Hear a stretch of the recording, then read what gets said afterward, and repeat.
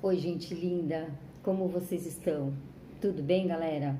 Tudo jóia? Espero que vocês estejam, muito bem. Estamos em casa em virtude de uma demanda sanitária, né, que requer da gente é, responsabilidade, não apenas por nós, mas pelos nossos próximos, né, pelos nossos familiares, pela nossa comunidade, pelo nosso planeta, né? Então vamos seguir corretamente as normativas e logo logo, se Deus quiser, a gente tá fora disso tudo, né? Mas enquanto a gente está passando por isso, por este momento delicado, a gente tem que tomar algumas precauções que são necessárias, né? Então, já lavei minha mão, ó, vou colocar o meu alquinho, vou me higienizar, porque eu amo, eu me amo o meu próximo, amo o meu vizinho, amo o meu planeta, né? E desejo a vocês também que todos vocês estejam super ligados, que sejam responsáveis, inclusive, para que tudo isso acabe rápido, né? E que passe da melhor forma possível para todos nós. Então vamos lá, para a nossa aula de Libras hoje, nós vamos aprender as modalidades de ensino, de educação para os surdos. Através do decreto 5.626 de 2005, se estabelece na nossa LDB, Lei de Diretrizes e Bases, da presença do tradutor, do intérprete de Libras, tradutor e intérprete de Libras. É uma profissão extremamente importante, né, que facilita a interação entre os alunos, entre o professor, e se é lei, que se faça, que se cumpra, né, e que ele esteja, ou ela esteja sempre presente nas nossas demandas, nas nossas necessidades, né, escolares.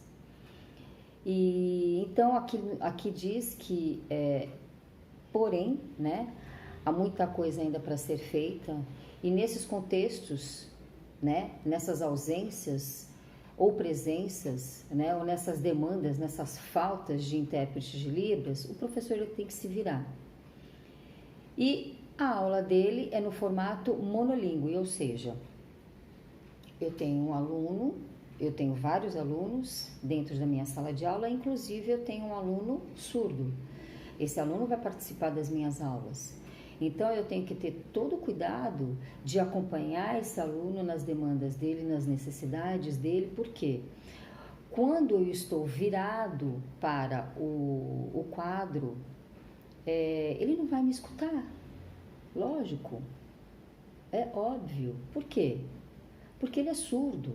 Então eu tenho que ficar de frente, eu tenho que olhar para ele e através deste olhar ele vai fazer a leitura orofacial, ou seja, ele vai ver as expressões do meu rosto, ele vai tentar fazer leitura labial e assim a gente vai conseguir passar a nossa mensagem, ou seja, a nossa rotina, a nossa aula.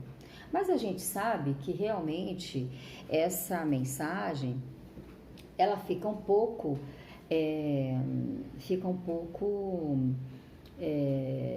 não, a mensagem ela não é dada na sua íntegra, né? Então, ou seja, não podemos garantir que só dessa forma a minha mensagem chegue até esse aluno. Ela não tem essa confiabilidade. É uma forma de você interagir com o surdo? Lógico que é. Mas não seria, né, a forma mais ideal, tá? Então, o que no decorrer dos slides vocês irão abordar é que a leitura orofacial não garante a inteligibilidade completa da mensagem oral, ou seja, você pode estar falando com ele, imaginar que o seu aluno esteja interagindo com você, mas essa mensagem não chega na sua integridade, tá? E além disso, como eu falei, o professor, quando ele está virado para o quadro, o aluno não vai ouvir, o aluno não vai entender, tá? E verbaliza alguma mensagem, ou quando as pessoas se comunicam ao lado ou com a cabeça baixa, esse aluno também não vai entender, né? E quando o professor possui uma barba muito grande, que possui um bigode, gente, ele não vai ler. Ele vai ver somente a expressão, mas o bigode, coitado. O professor ele não vai ter que ter, porque ele não vai ler, né? Dentro dessas demandas. E isso daí prejudica muito essa leitura orofacial. Então, por esse motivo, muitos sujeitos surdos e adultos que passam por esse modelo educacional relatam uma experiência escolar de isolamento. E isso, gente, afeta profundamente a autoestima do aluno, tá? Então, a pergunta que eu faço para você é a seguinte: o que podemos fazer para que isso não aconteça? Lembre-se de que você é o educador do mundo. Você é um educador para o mundo. Então, você tem que estar preparado para essas demandas, para essas necessidades, para esses pedidos, né? Porque hoje o professor, por mais que ele esteja antenado, por mais que ele esteja preparado, a gente sabe que isso realmente é algo que a gente vai, e quando vier pra gente, a gente vai se deparar de uma forma que a gente vai falar assim: poxa vida, com o maior carinho do mundo, eu vou fazer com que aquele aluno, com todos os meus alunos, né? Mas que aquele aluno, ele tenha o melhor de mim. Então, pensa aí em estratégias, em soluções, né? Porque a gente sabe quais são os nossos questionamentos. Nós sabemos que nós temos as nossas inseguranças, que nós temos os nossos medos, né? Poxa, como que eu vou lidar? Como é que eu vou... se esse aluno vai entender, se esse aluno não vai entender, como é que eu sei que ele está entendendo alguma coisa, sabe? Então, a gente tem que pensar muito, enquanto educador de mundo. O que eu falo enquanto educador de mundo?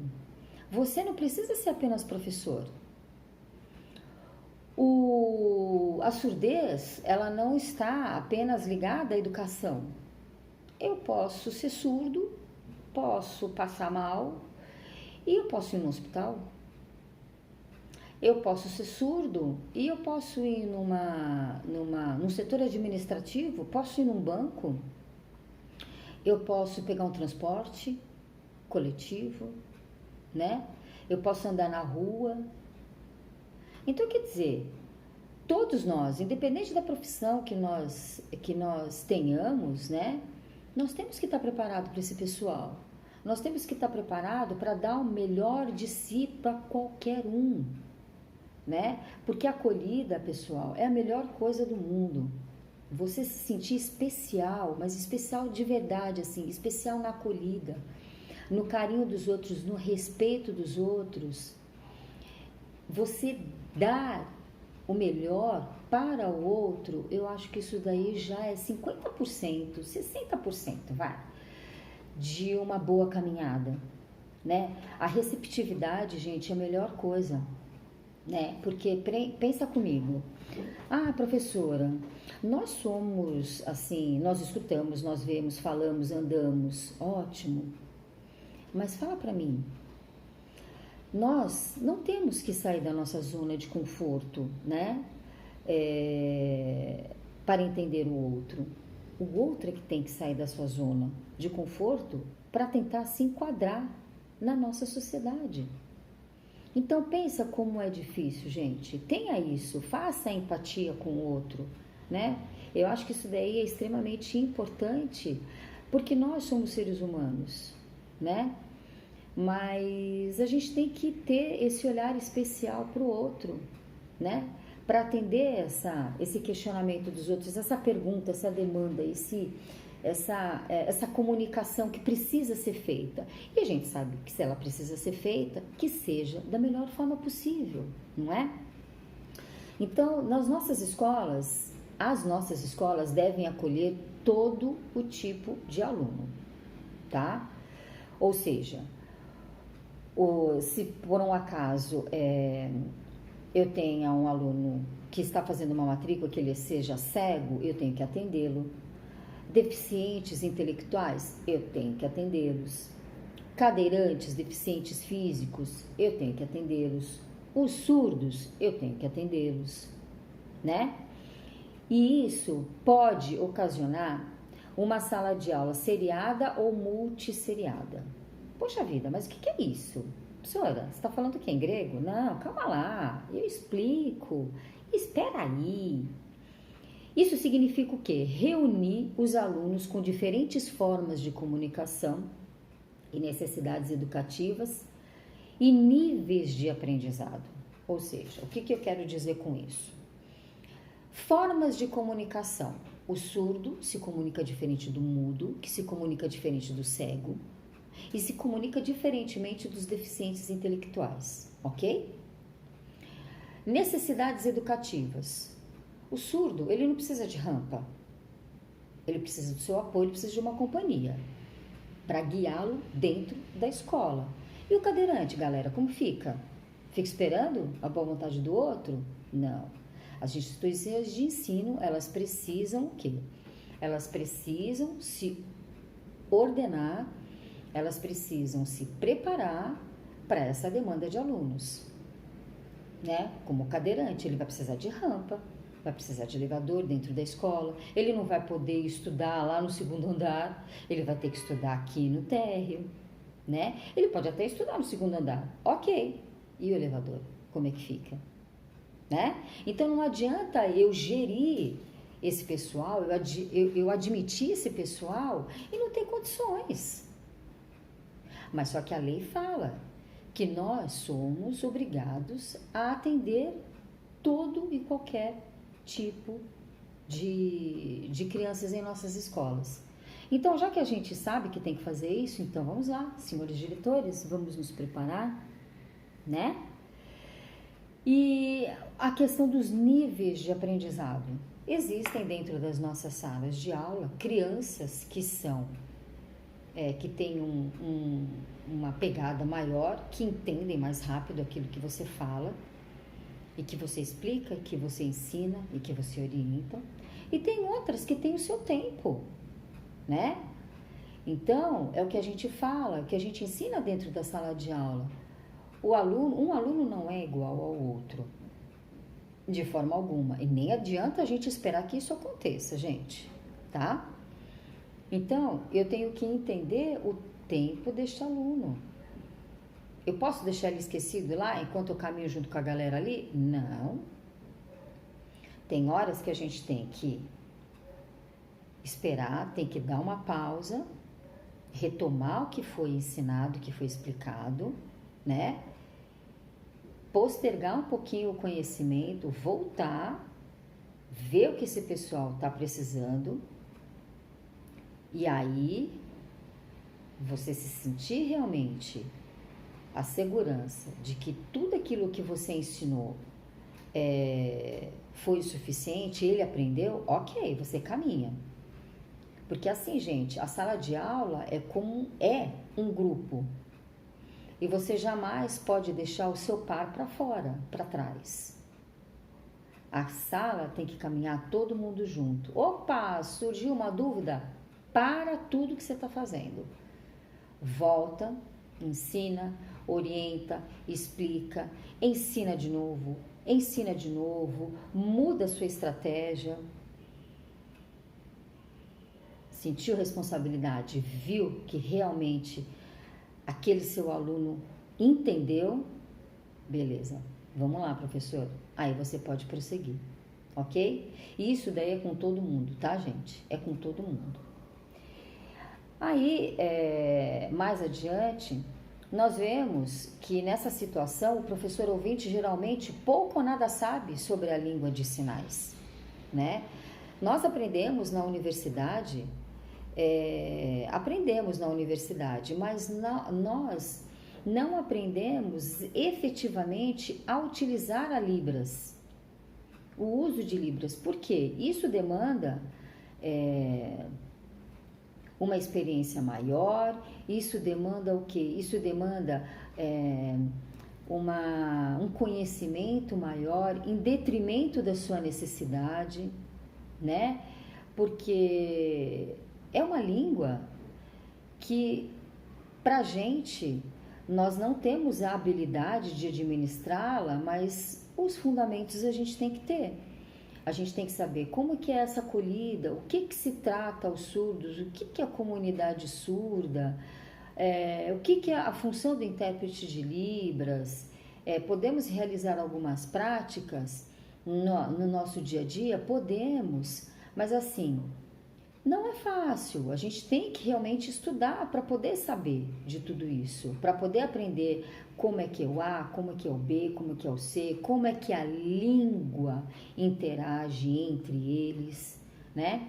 Isso daí é só estudando, tá?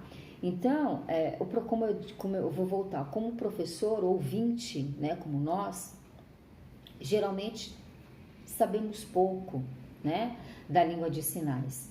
Mas por conta do apoio e da mediação de um profissional intérprete de Libras, puxa vida, isso daí fica tudo mais fácil. E vou falar uma coisa para vocês, tudo fica mais fácil para todos, porque nós ensinamos, o intérprete faz essa mediação, o aluno entende e a gente aprende com o aluno.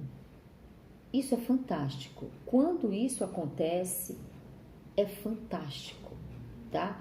Ou seja, a gente sabe que integralmente a gente está formando alguém. E isso dá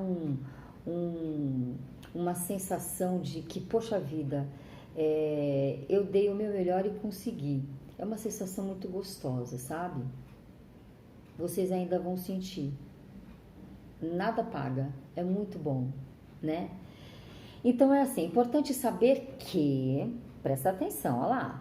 Apesar do intérprete de Libras ser essencial, sabemos que há uma demanda muito grande de inseri-lo nesse espaço do contexto escolar, em virtude de levarmos em consideração que, por imposição das leis, as escolas são obrigadas a aceitarem, como eu falei para vocês, a matrícula desses alunos, que por mais esforçado que ele seja, o professor, não recebem a educação de qualidade a que tem direito, e isso implica em uma série de consequências para o aluno que muitas vezes são irreversíveis. O que quer dizer isso? Ou seja, por mais que o professor seja comprometido, que o professor seja esmerado, que o professor seja que interaja da melhor forma, a gente sabe que realmente a necessidade de um intérprete de Libras é extremamente importante. É encorajador você saber que existem professores que vão além, né? Mas só que assim, a gente sabe que a qualidade do ensino desse professor, por mais que ele se esmere, não é igual a uma aula onde eu tenho comigo como parceiro um intérprete, né? Então, em que contexto, né, que isso acontece? Essa falta de intérprete de Libras, né?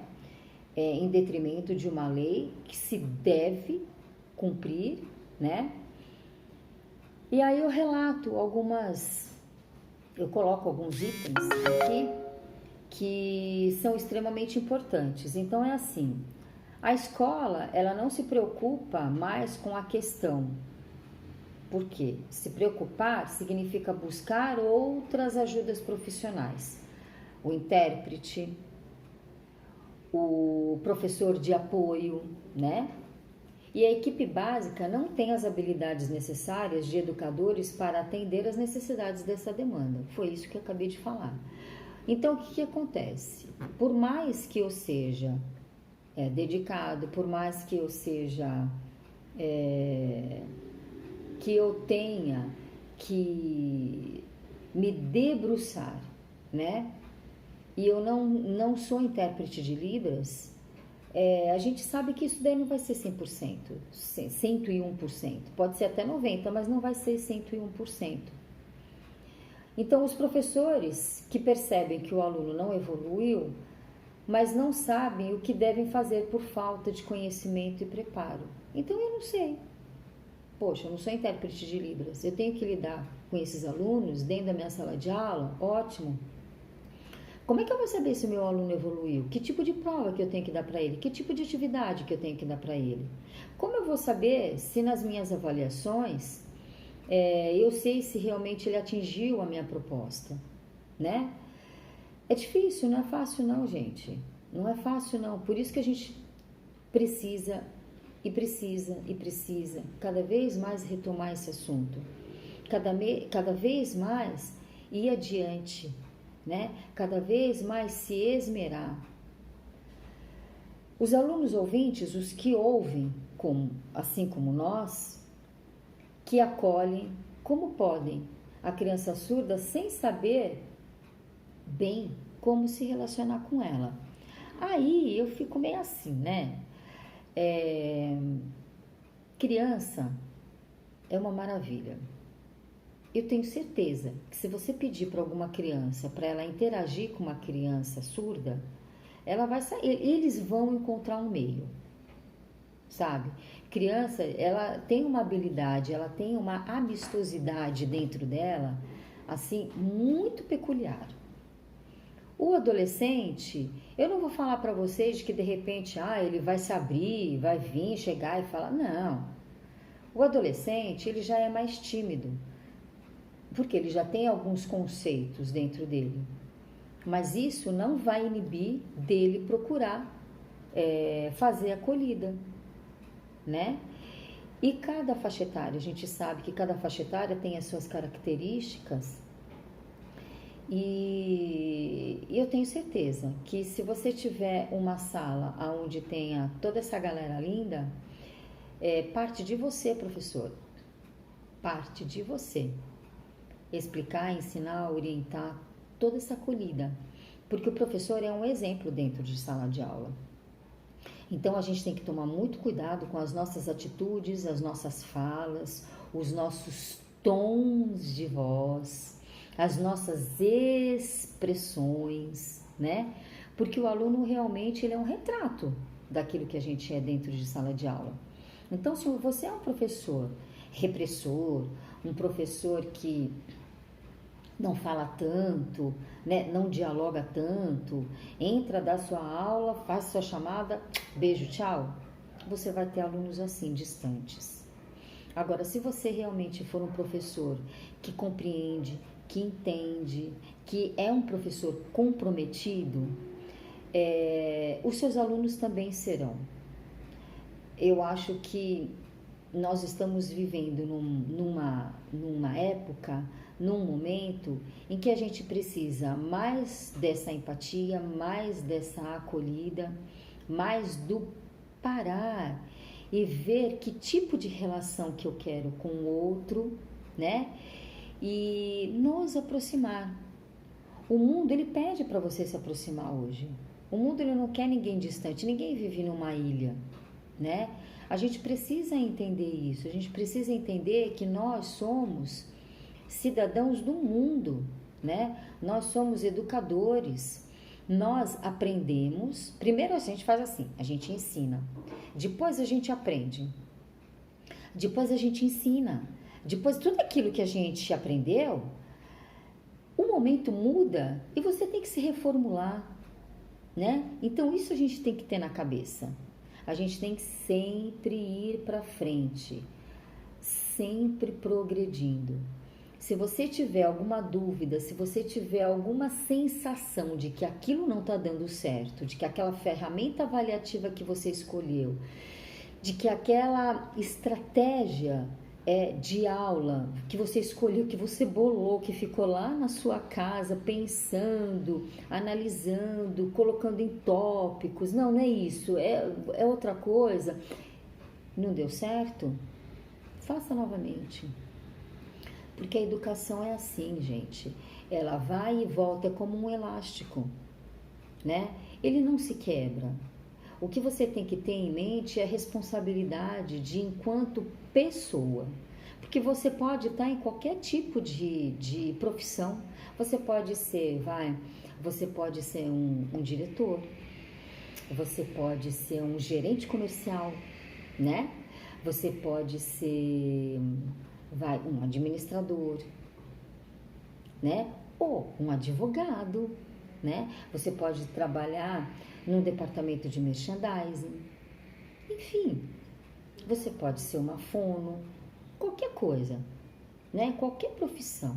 O que você tem que entender é que realmente, e é importante, no momento em que nós vivemos, a educação ela mudou.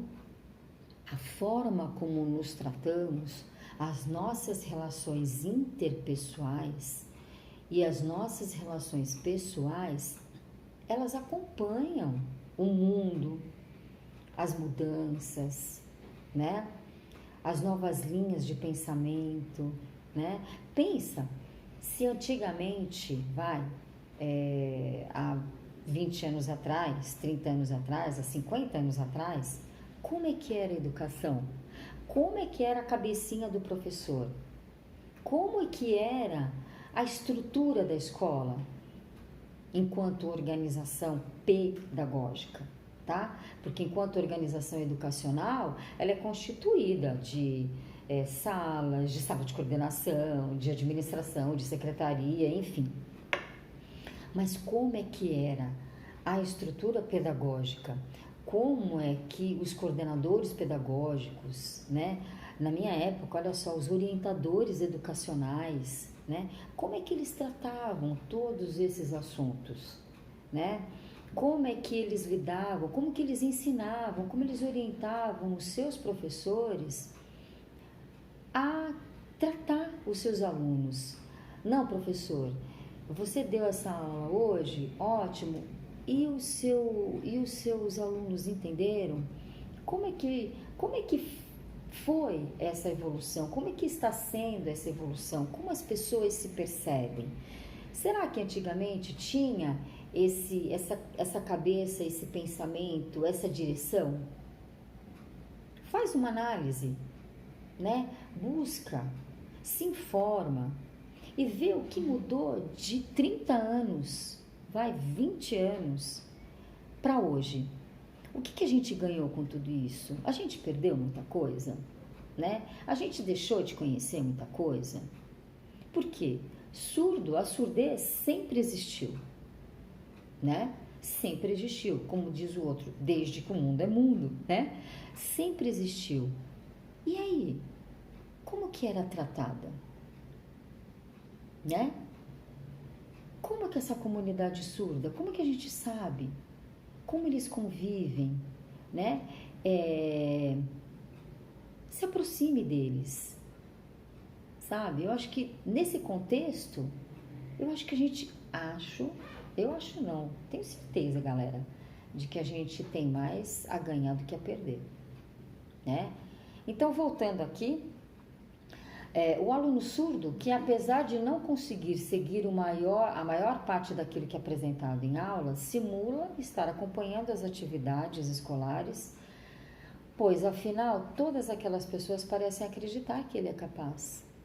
Então, olha só, mais uma vez eu falo para vocês a questão da nossa zona de conforto. Então é assim, o aluno, nós estamos numa sala de ouvintes e atendemos essa demanda, né? E o aluno, como é que fica? Aquela criança, aquele adolescente, né? O que acontece com ele? Será que de repente só por educação ele vai chegar e falar assim pro professor: ah, professor, olha que legal, poxa vida, né? Tipo assim, ele falando com ele, né? Tô gostando do senhor, tô achando sua aula legal, ou oh, meu Deus do céu, não tô entendendo nada, o que eu tô fazendo aqui, né? E quando o professor chegar nesse nível de que, meu Deus, o que eu tô fazendo aqui, você tem que pensar nas suas estratégias. Você tem que pensar em renovar as suas ideias, né? em ver como é que você está lidando com esse seu aluno. O que ele precisa? Qual é a real necessidade dele lá? Poxa, se o aluno está dentro da escola, ele precisa aprender, né? E, por favor, disponibilize condições para que esse aprendizado seja adquirido, assimilado da melhor forma possível, né? E tem a questão da família também, que a família, sem ter outros recursos, ela precisa realmente achar que o seu filho está bem naquela escola, né? E como é que isso fica? Como é que é o seu trabalho, professor, com essa família? Como é que vai ser a sua reunião de pais com essa família? Você está preparado? A sua escola está preparada? A sua coordenadora pedagógica está preparada? O que ela te fala? O que ela te orienta? Porque assim, existem pais ouvintes, né? E pais que não são ouvintes. E como que você vai lidar com esses pais? Qual vai ser a sua conduta? O que você espera? Né? Vamos, assim, pensar na pior das hipóteses de que você não tem um intérprete de Libras que possa te acompanhar. Já que você não tem um intérprete de Libras, pensamos assim, já que você não tem um intérprete de Libras dentro da sua sala de aula para te ajudar, né? Para te auxiliar. Como é que vai ser isso? Né? De que forma que você vai conduzir? De que forma que você vai administrar esse contexto? Né? Você vai fazer cartazes? Você vai fazer um relatório e vai pedir para que esse pai leia? Você vai anotar? Você vai pedir para ele anotar para você? Existe algum aplicativo para a gente se comunicar? Enfim, qual vai ser a sua estratégia? Porque hoje você tem que pensar rápido. O mundo é rápido, né?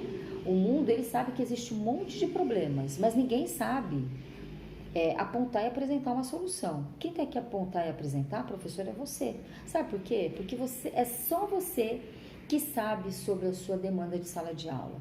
Só você sabe o que você passa dentro da sala de aula, quais são os seus avanços, quais são suas conquistas, quais são seus questionamentos, quais são suas perguntas. O que é que você deve fazer diante desse cenário? É só você. Só você que sabe responder. Por quê? É você que está preparado. Você estudou para aquilo, né? Você não é um intérprete de Libras, mas você está estudando para se conscientizar, para se preparar para esse tipo de cliente, né? O cliente no sentido do jovem, do adolescente, do adulto, porque você pode trabalhar lá na EJA um adulto. E aí? Não vai saber como lidar? Vai deixar ele no fundo de lá da sala de aula? Vai segregar esse aluno? Não, né? Então a gente tem que tomar uma atitude. E assim, o meu questionamento é assim: que atitudes nós podemos tomar para mudar esse cenário? Então pensa aí, professor. Futuro professor, né? Pensa, reflete sobre a sua demanda de dentro de sala de aula. Como eu falei, suas conquistas de sala de aula. Nem tudo dá certo. Uma hora a gente acerta, outra hora a gente erra. A gente precisa se adequar, a gente precisa se corrigir, a gente precisa buscar outras estratégias de ferramentas pedagógicas para a gente adotar, né? Então pense aí e traga suas conclusões para a gente estar discutindo em sala de aula, ou de repente traga suas conclusões para a gente estar discutindo como novas práticas dentro de sala de aula, né? Traga ideias. Não fique acanhado de repente chegar e falar assim, a professora vai falar assim, nossa, que ideia mais boba. De forma alguma. De forma alguma eu vou pensar nisso. Por quê? Hoje a gente tem que ter um pensamento único, que é o bem do outro, é estar junto com o outro, é fazer com que o outro se sinta acolhido. E isso a gente não conquista num dia só, né? A segurança que a gente sente no próximo não é no primeiro dia em que a gente conhece o professor, nada disso. É nas suas experiências de dentro de sala de aula, na sua rotina de dentro de sala de aula, né? Pra gente é uma conquista quando a gente consegue adquirir, ter essa presença de espírito, né? E saber que você pode contar com aquilo. É importante, sabe? Você dividir, inclusive, com seus pares, com seus outros colegas professores. Olha, minha experiência foi tal, eu adorei, eu achei extremamente interessante, eu cresci, eu obtive sucesso, né? Eu acho que é uma equipe. A educação hoje em dia, as pessoas hoje em dia, elas têm que trabalhar como equipe, elas têm que se ajudar, né? E tem que fazer a manutenção desse sucesso, porque não adianta você ter sucesso, você atingir seus objetivos numa determinada aula, num determinado momento, e no outro dia, se enfraquecer tudo isso, né? É importante que você tenha isso em mente, é necessário, tá? Então é assim, uma pergunta que eu quero fazer para vocês. Vamos lá. Quem sabe o que significa coda? Quem sabe? Fala aí para mim. Alguém já ouviu falar em coda? Todo mundo já ouviu falar de surdez, né? Da Strobel, da Pfeiffer, da Perlin, né? Que eu comentei nas aulas e tudo mais. Mas quem sabe o que é coda? Professor, o que é? Coda? Como assim? Corda, professora? Não, é coda. Então vamos lá, presta atenção, se liga aí. Há algumas décadas, os filhos ouvintes de pais surdos eram referidos em línguas inglesas por ACDPS. Hearing Children with Deaf Parents.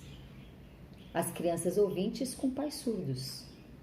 E nos anos 80, porém, o acrônico CODA, Child of Deaf Adults, filho de adultos surdos, ganhou popularidade, sobretudo na criação da Organização Internacional Children of Deaf Adults, que é o CODA, que é uma sigla, que fundada nos Estados Unidos por Mayo Brother, ela mesma, CODA, ou seja, ela é filha de quê? De pais surdos. Dedica-se à promoção de temas relacionados à experiência dos filhos ouvintes de pais surdos mundo afora. E hoje o termo CODA, cunhado eleito, né, pelo Brother, é empregado em diversos países, bilíngue, inclusive no Brasil e em Portugal. Aí eu coloquei para vocês, eu achei hoje na internet, que eles estão no Facebook e eles mesmos. Eles têm a página deles, que é internacional, e aí eu coloquei o link para vocês pesquisarem, para vocês se aprofundarem nos estudos, porque não é só o que a gente dá para vocês que vocês têm que estudar. Vocês têm que ir além, vocês têm que ir a fundo, pesquisar outras fontes, porque existem essas outras fontes, tá? E ali eu coloquei no próximo slide, que já está na caixa de vocês, de entrada de e-mail, já está no AVA, né? A gente sempre traz uma atualidade, né? Porque para falar, assim, de pessoas especiais, né? Que são especiais de coração pra gente, dentro das suas especificidades, né? É um videoclipe do Ed Sheeran. Quem é que conhece? Eu achei muito legal, né?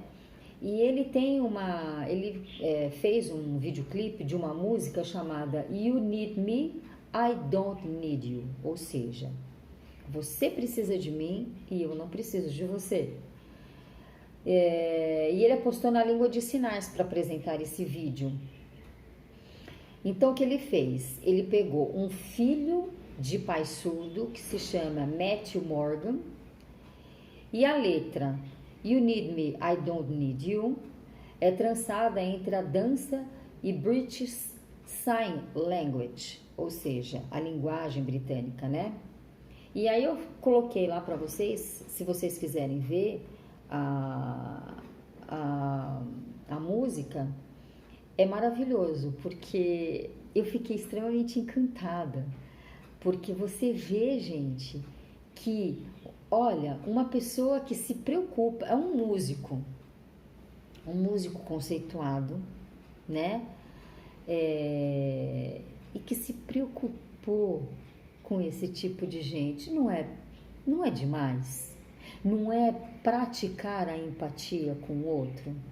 Não é se colocar no lugar do outro, chegar e falar assim, poxa vida, é uma música, o surdo vai ouvir, galera? Não! Mas só que através da linguagem de sinais, ele vai entender a mensagem que eu quero passar. E essa mensagem vai chegar a 101%. Não é fantástico? Então, vamos lá, compartilha essas ideias legais, compartilhem essas vivências, essas experiências, essas iniciativas. Poxa, é tão legal, isso faz com que a gente se sinta se sinta bem e se torne um ser humano melhor, porque uma pessoa que faz um ato desse, se preocupando se o outro está entendendo, lembra que a Pfeiffer falou assim pra gente, o dia que o ser humano, o dia que essa comunicação do ser humano acabar, o ser humano tem que acabar também, porque uma das maravilhas, né? Uma das coisas principais entre os seres humanos, o que é? É a comunicação. Aí eu cheguei e falei assim, poxa, que legal que foi essa aula. Poxa vida, você, meu amigo, você me ajudou. Olha, eu não estava entendendo isso e você me ajudou. Obrigado, amigo, você faz parte do meu sucesso. Ai, professora, muito obrigada, eu não estava entendendo sobre esse tema e você acabou me ajudando. Ou, poxa vida, eu estou no meu serviço e me deparei com um ensinamento que eu tive dentro de sala de aula. Puxa vida, eu vou colocar em prática, né? Isso é maravilhoso, é você se sentir útil para o outro, né? Então eu acho que quando uma pessoa, quando um professor, um educador do mundo, que é você, não se esqueça, quando você se coloca nessa posição, 101% para você de sucesso, né?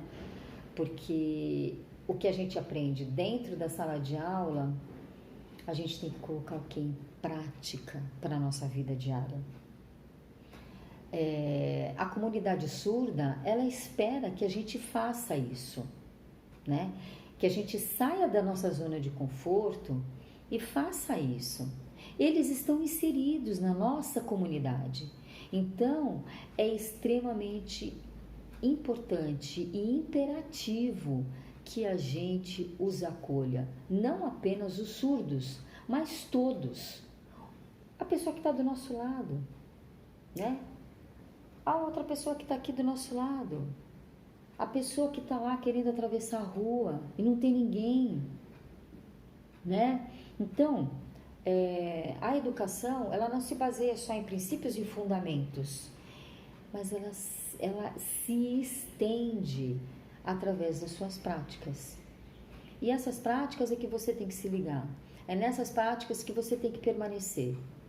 Porque é nessas práticas querido aluno, é onde você se refaz como pessoa, que você reaprende tudo aquilo que você aprendeu, mas de uma forma diferente, dentro de uma dinâmica e de um contexto diferente. Você se modifica através dos conhecimentos e esses conhecimentos te modificam. E essa mudança, todo mundo que está à sua volta vai entender. Eu tenho certeza absoluta. Então, indo para o nosso último slide, para nossos últimos minutinhos aí de aula, gostaria de estar dentro de sala de aula junto com vocês para a gente discutir esses assuntos tão legais, né? Que demandam tanto diálogo, tanta troca de experiência, mas calma lá, isso vai passar rapidinho e a gente logo tá lá, pode crer. Então, para o nosso próximo encontro, seja ele virtual, seja ele presencial, né? Eu propus o seguinte, presta atenção aí. Conhecendo os modelos educacionais guiados por uma perspectiva bilíngue de educação para surdos, identifique os prós e os contras de cada um deles, imaginando que isso ajudaria os pais a decidirem qual desses modelos seria o mais indicado para suas demandas, para suas necessidades. Então você vai avaliar desse contexto que eu mandei para vocês, de que eu coloquei para vocês, se ponham na situação de pais. Porque a gente só consegue modificar uma estrutura, uma ideia, um modo, né, de agir, né, se a gente viver. Então, se ponham na situação dos pais que tenham os filhos surdos na condição de surdez. Estudem esses modelos educacionais, vejam o que eles têm de bom, ok? Vejam o que vocês acham, que assim, nenhum modelo, gente, a gente tem que entender isso, que nenhum modelo é 101% perfeito, né? Nenhum modelo, tá? Aí vocês vão pensar, o que eles têm de legal, ótimo, o que tem de legal, continua. E o que tem, que vocês não acham que tá bom, que tá adequado para o filho de vocês, né? Vamos pensar enquanto pai, tá? O que vocês gostariam de ter isso? Como vocês gostariam de estar discutindo isso dentro da proposta pedagógica da escola, né? A escola está adequada? Não está adequada? O corpo docente está adequado? Não está adequado? Por quê? A gente, enquanto pedagogo, nós temos isso em mente, né? O pai, ele não tem essa noção, o pai e a mãe, eles não sabem disso tudo, né? Eles só querem uma escola boa, em que o filho ou a filha se sintam bem, que aprendam, que desenvolvam, né? E que se sintam bem dentro da escola, que se sintam bem acolhidos, que ninguém precisa apontar para eles. Olha, eles são diferentes, olha, nossa, que estranho, olha, nossa, aqui dentro da nossa escola, né? A gente não precisa disso, né? Nós, como escolas, nós temos que abolir isso. Não é para hoje, era para ontem, né? Então, pensa aí, galera. Como é que a gente, enquanto pai, e sabendo da real necessidade dos nossos filhos, que tipo de modelo seria mais adequado para as características do meu filho? Porque cada casa é uma casa, gente. Cada casa tem os seus contextos, tem a sua forma de ser, né? Tem as suas atitudes. E isso recai sobre as crianças, sobre os jovens, adolescentes, né? Cada um é um mundo. Por isso que dentro da nossa sala de aula é aquele mundo, é todo mundo junto e vamos lá, né? Por isso que a professora tem que ser sábia, o professor, né? Tem que ser sábio, tem que ser o mais sensível possível para entender que isso daí realmente é um ponto de partida para observar as minhas aulas, ver se as minhas estratégias estão de acordo com as com os meus desejos, com a minha aula que eu me propus, que eu bolei, né? E tudo aquilo que a gente idealiza, nos nossos projetos, né, educacionais, a gente sempre tem os objetivos da gente, né? E quais são os objetivos? Por que que eu montei aquela aula, né? Por que eu me dediquei especialmente em um tema específico? Porque o que eu quero abordar com os meus alunos, né? Que tipo de sensação, que tipo de desenvolvimento que eu quero que eles tenham? Como eu quero que eles como eu quero que eles me devolvam tudo isso? Que tipo de mensagem que eu quero passar para eles?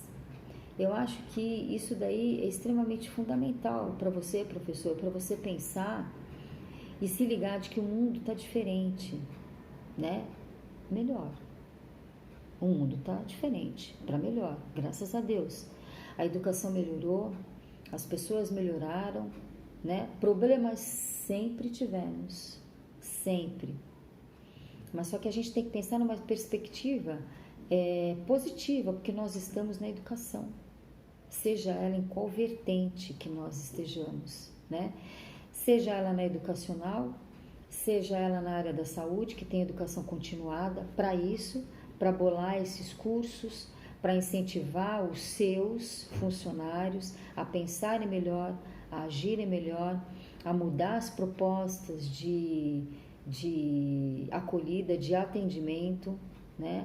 Porque hoje o ser humano ele precisa ser tratado como um ser biopsicossocial, não apenas nas suas demandas de saúde, mas nas suas demandas de comportamento, de pensamentos, de desejos, né?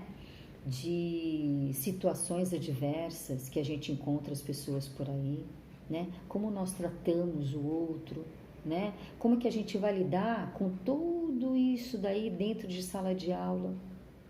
Como vai ser a minha estratégia, né? Se eu vou continuar pensando no beabá ou se eu vou modificar, né?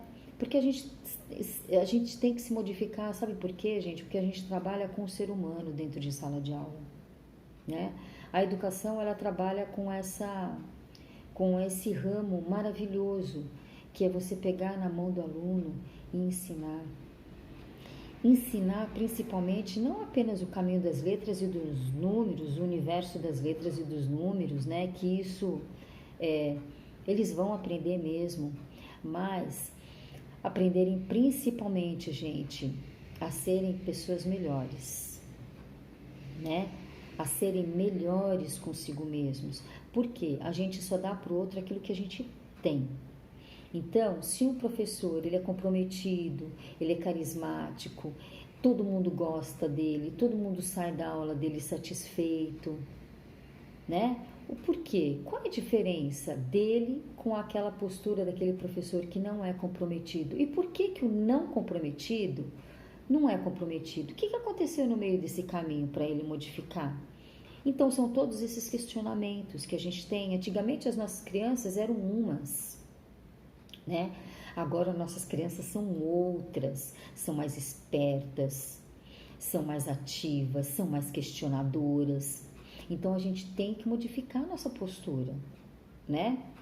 Antigamente os alunos que eram surdos, cegos, eles não estavam cadeirantes, eles não pertenciam ao nosso ritmo como eles estão agora. Então, o que eu tenho que fazer, né? Qual vai ser a minha estratégia? O que eu tenho que pensar? O que eu preciso modificar primeiro? Mas só que assim, o que eu tenho que modificar primeiro em mim? Porque não adianta eu ter todo esse conhecimento, sendo que quando eu for tratar com pessoas assim, lidar com esse tipo de aluno, eu ser distante, indiferente, né? Então eu tenho que pensar nesse contexto em que eu vivo, né? Hoje eu posso ter uma sala maravilhosa. No ano que vem, no mês que vem, no semestre que vem, eu posso ter uma sala completamente diferente. E vai ser completamente diferente, porque uma sala é muito diferente da outra. Eu não posso ter, para você, futuro pedagogo, eu não posso ter a mesma postura que eu tenho numa sala na outra sala, de forma alguma. Eu tenho que manter posturas diferentes, porque eu tenho salas diferentes, eu tenho alunos diferentes. Então eu tenho que pensar muito bem qual é a minha metodologia, qual vai ser a minha didática, quais vão ser as minhas estratégias didáticas. Poxa, eu estou preparado? Não estou preparado? Eu sigo esse caminho? Se eu seguir esse caminho, aonde esse caminho vai me levar? Não, eu não tenho que seguir esse caminho, eu tenho que ir para outro caminho. E esse caminho, para onde é que vai te levar? Né? Eu tenho que mudar o curso do meu barco dentro de uma sala de aula que as minhas crianças já estão no segundo bimestre. Se eu tiver que mudar, eu mudo, porque é tudo em detrimento dos nossos alunos.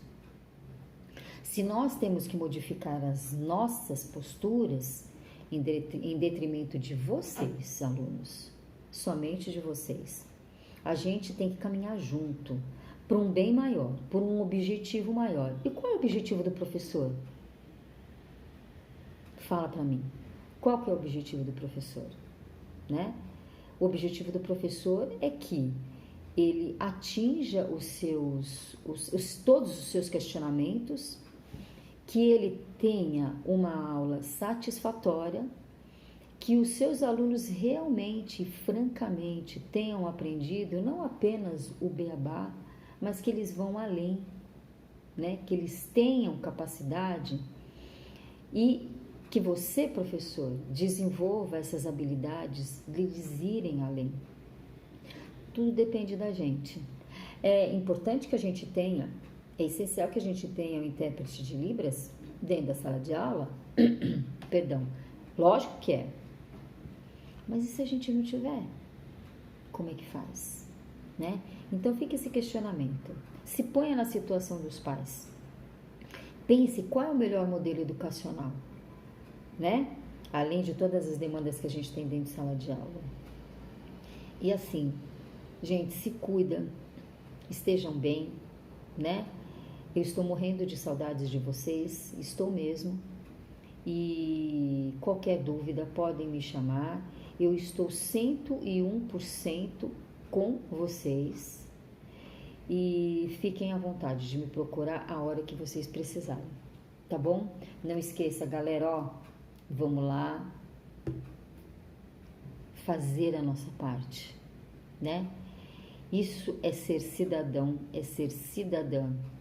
Isso é você cumprir o seu papel dentro de uma sociedade tão deturpada, tão difícil. Mas a gente vai dar o melhor da gente, não vai? Ó, um super beijo para vocês, tá? Um beijo no coração de todos vocês. Até a nossa próxima aula, viu? Um beijo.